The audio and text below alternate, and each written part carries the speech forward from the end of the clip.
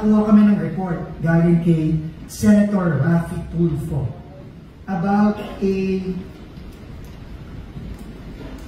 official of the DPWH.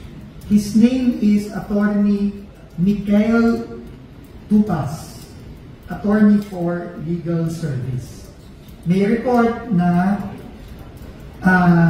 medyo abusado itong opisyal na ito ng DPWH.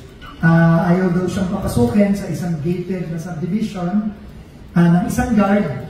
Nagalit siya, pinagmumura niya yung guard, tapos binalikan pa niya, may kasama daw na pulis ba?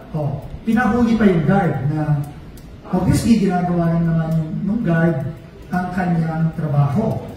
So, I just want to let you know that effective today, I have relieved Attorney Tupas of his position. Relieve ko na siya ngayon. Ito, I will give you copies of this relief order that I signed today.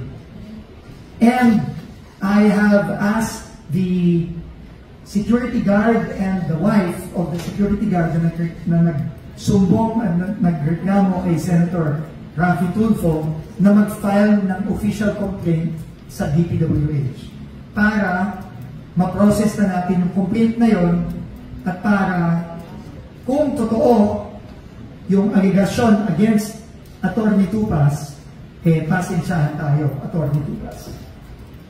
So we will not tolerate abusive behavior dito sa DPWH.